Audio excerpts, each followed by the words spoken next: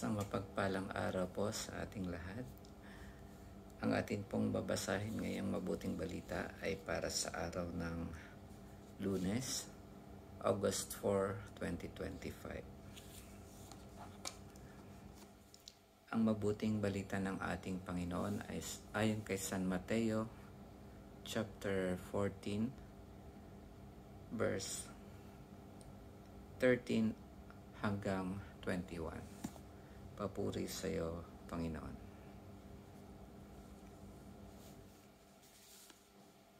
Nang marinig ito ni Jesus, siya'y sumakay sa isang bangka at nag-iisang pumunta sa isang ilang na lugar. Nang mabalitaan naman iyon ng mga tao, sila'y lumabas ng bayan at lakad na sumunod sa kanya. Paglunsad ni Jesus sa dalampasigan, nakita niya ang napakaraming taong yaon. Nahabag siya sa kanila at pinagaling niya ang mga may sakit na dala nila. Nang dapit hapon ay lumapit sa kanya ang mga alagad. Sinabi nila, "Ilang ang puok na ito at malapit nang lumubog ang araw. Papuntahin na po ninyo sa mga nayon ang mga tao upang makabili ng kanilang makakain." Hindi na sila kailangang umalis pa, sabi ni Jesus. Kayo ang magbigay sa kanila ng makakain. Sumagot sila, 5 po ang tinapay at 2 ang isda natin. Dalhin ninyo rito, sabi niya. Pinaupo niya sa damuhan ang mga tao, kinuha ang 5 tinapay at 2 isda. Tumingala siya sa langit at nagpasalamat sa Diyos. Pinagpira-piraso niya ang mga tinapay at iniutos sa mga alagad na ipamigay iyon sa mga tao. Kumain silang lahat at nabusog. Tinipon ng mga alagad ang lumabis at siya'y nakapuno ng 12 bakol ng pira-pirasong tinapay. May 5,000 lalaki ang kumain, bukod pa sa mga babae at mga bata. Ang mabuting balita ng ating Panginoon. Pinupuri ka namin, Panginoong Hesukristo. Ang ating pong mabuting balita ay tungkol sa pagpapakain ng ating Panginoon sa 5,000 mga tao. Ang sinasabi po rito ng marinig ito ni Jesus, ibig sabihin na marinig niya yung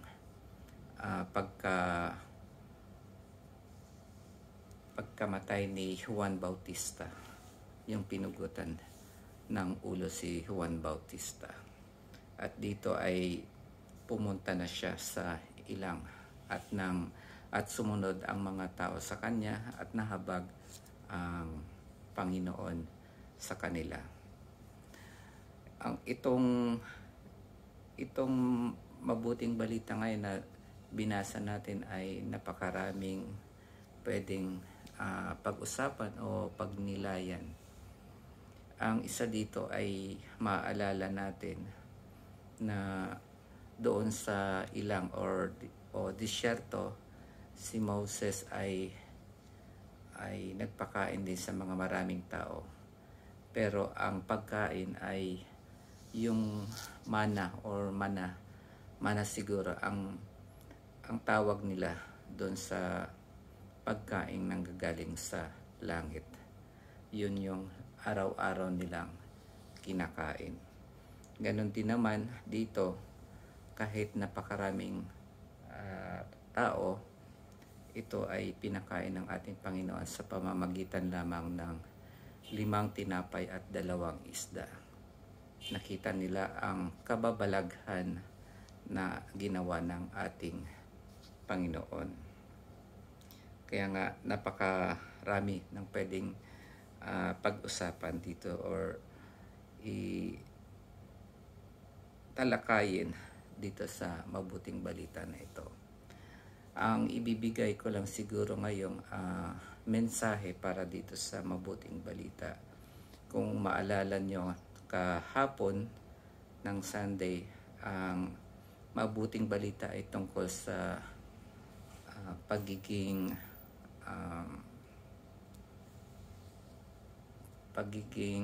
greedy ng isang mayaman na tao, pagiging sakim na ayaw ng Panginoon. Kaya dito ang mensahe, unang mensahe sa tingin ko ay huwag tayong maging sakim at yung unang ginawa ng Panginoon ay, ang Panginoon ay hindi lamang iniisip ang ating spiritual na buhay, kundi ganun din ang physical na buhay natin. Hindi lamang niya pinapakain ang ating spiritual, pero ganun din nahabag din siya sa atin at tinutulungan na tayong magkaroon ng pagkain ang ating katawan na physical. Kaya yung pangalawa naman, yung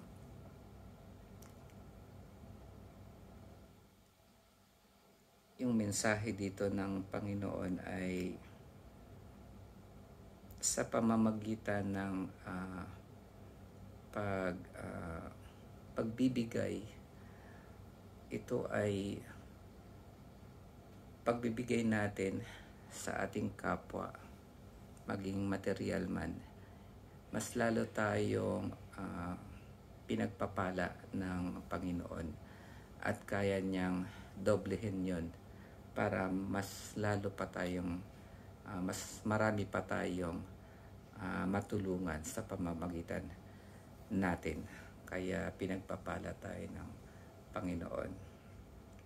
At yung pangatlo na napakahalaga na dapat nating tandaan siguro at dapat nating maalala, itong mabuting balita na binasa natin ngayon ay patungkol sa ating Eucharistia na tinatanggap sa banal na misa. Kung papaanong na nagkaroon ng kababalaghan o papaanong nagawa ng ating Panginoon na paramihin ang tinapay, ganun din naman sa banal na misa. Pwede niyang ialay ang kanyang katawan sa atin at mapakain tayong lahat. Kung mapapansin ninyo, ito rin yung sinabi niya noong huling hapunan bago siya namatay. Yung una, sasabihin niya na kunin, take it. Pangalawa, i-bless niya yung tinapay na yon at pinagpipiraso-piraso niya at pagkatapos ay ibinigay sa kanyang mga alagad. At kung mapapansin niyo rito, ang sabi ng Panginoon ay, sabi niya, pinagpira-piraso niya ang mga tinapay at iniutos sa mga alagad na ipamigay iyon sa mga tao. Ito yung makikita natin na pagkatapos niyang pagpira-pirasohin ang tinapay,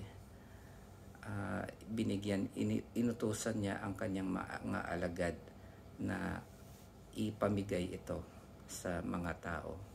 Ganon din naman ang ginawa ng Panginoon sa huling hapunan pagkatapos niyang gawin yung paghati at pagpasalamat sa tinapay.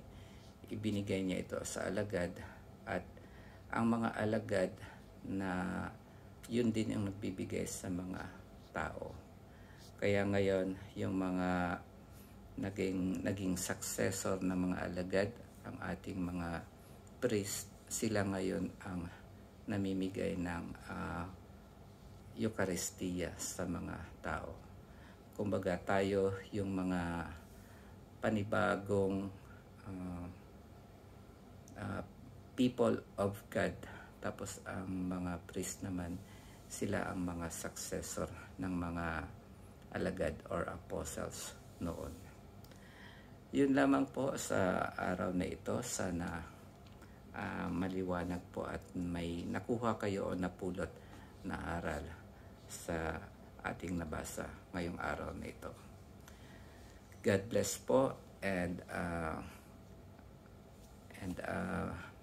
happy Monday.